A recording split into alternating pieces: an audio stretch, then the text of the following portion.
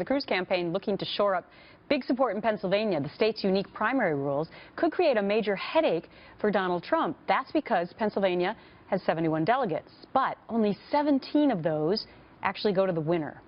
The voters there elect the other 54 individually by district, and those delegates will be unbound to support whomever they want to on the first ballot in July at the convention. Time to bring in Monica Crowley, online opinion editor for the Washington Times and a Fox News contributor, and an expert recently in Pennsylvania. As we all are. As we're all trying to become experts. Okay, so 17 bound to the winner of Pennsylvania, but 54 unbound. And when you go to the ballot box, you get something really confusing. It's a list of all the delegates, but it doesn't tell you who they support. You need a PhD, apparently, in rocket science to figure out that ballot.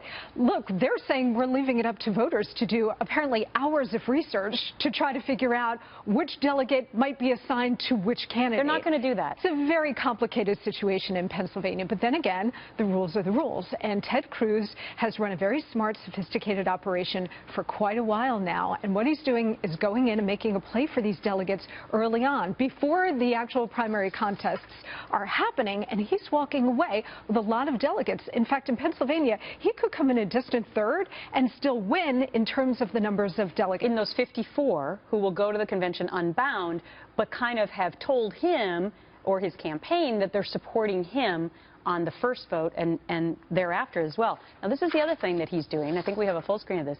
This is what he's handing out, Monica, to people last night when he was in Pennsylvania.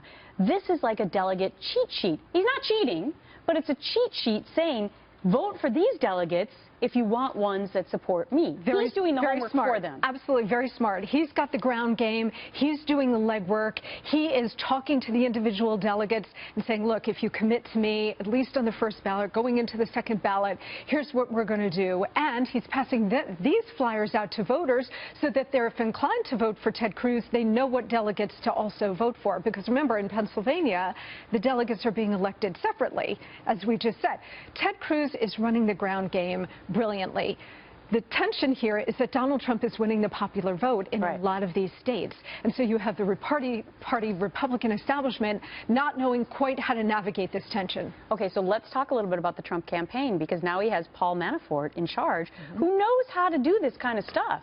And are you surprised that we haven't seen a little bit more of that organization than in the ground, or does it just take so long to develop it?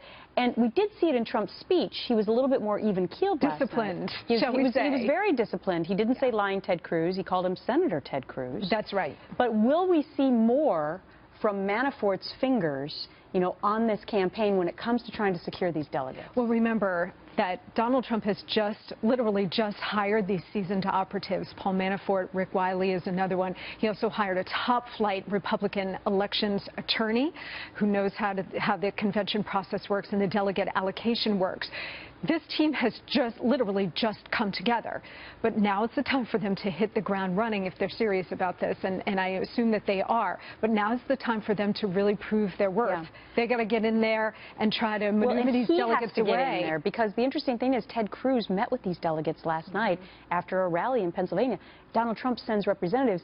He, I think, needs to get there himself as well. Yes, because delegates, like voters, want to see the candidate face to face. They like the personal interaction. All right. Just like I like to see your face every Wednesday. Likewise. Thanks, Monica. You bet.